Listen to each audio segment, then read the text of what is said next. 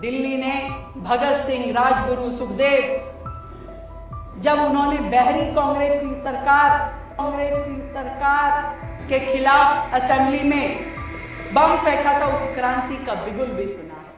दिल्ली की मुख्यमंत्री रेखा गुप्ता इन दिनों अपने काम से कम और अपने बयानों से ज्यादा चर्चे में हैं। ऐसा लगता है कि जैसे ही उनके सामने कोई माइक्रोफोन आता है, कोई ना कोई ऐसा बयान निकल जाता है या तो फिर वो बयान दे देती हैं जो सोशल मीडिया को नया कंटेंट दे देता है। लोग मजाक बनाने लगते हैं। कभी उनका AQI पर दिया गया बयान लोगों को उलझा देता है, जहां वो AQI को टेम्परेचर बता दे रही हैं, तो कभी सुभाष चंद्र बोस को सुभाष चंद्र पैलेस बता दे रही हैं, और अब तो ताजा मामला शहीद भगत सिंह से जुड़ा हुआ है। और इस बार रेखा गुप्ता ने तो यह दावा कर दिया है कि भगत सिंह ने कांग्रेस सरकार के खिलाफ बम फेंका था। बस फिर क्या था, बयान आते ही इतिहासकारों से लेकर के एक्स यूजर्स तक सब चौंक गए। लोग सोचने पर मजबूर हो गए कि अब रेखा गुप्ता वाली हिस्ट्री पढ़नी पड़ेगी। दिल्ली ने भगत सिंह, राजगुरु, सुखदेव, जब उन्होंने बहरी कांग्रेस की सरकार के खिलाफ असेंबली में बम फेंका था, उस क्रांति का बिगुल भी सुना है।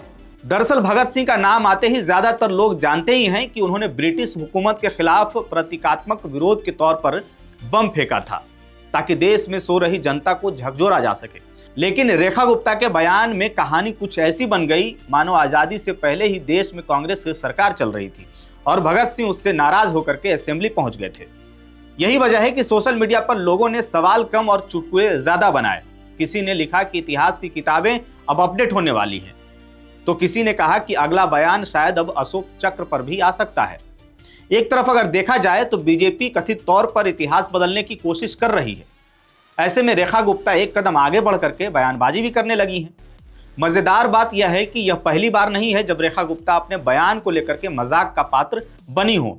इससे पहले वो AQI को लेकर के उन्होंने ऐसा बयान दिया था, जैसा कि मैंने बताया आपको, जिसे सुनकर के लोग कंफ्यूज हो गए। फिर उनकी सुभाष चंद्र बोस पर की गई टिप्पणी ने भी यही साबित कर दिया कि इतिहास उनके लिए एक ऐसा विषय है जिसे बोलते समय पूरी आजादी ली जा सकती है।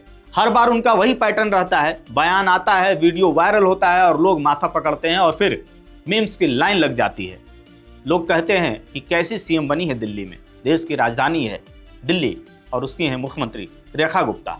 अब बात यह है कि मुख्यमंत्री जैसे अहम पद पर बैठी नेता से लोग स्कूल, अस्पताल, ट्रैफिक और हवा पानी की बात सुनना चाहते हैं, लेकिन चर्चा हर बार इस पर होती है कि इस बार कौन सा नया अध्याय इतिहास में जोड़ दिया गया है या फिर ऐसा कुछ नया CM की तरफ से क्या बयान दे दिया गया है।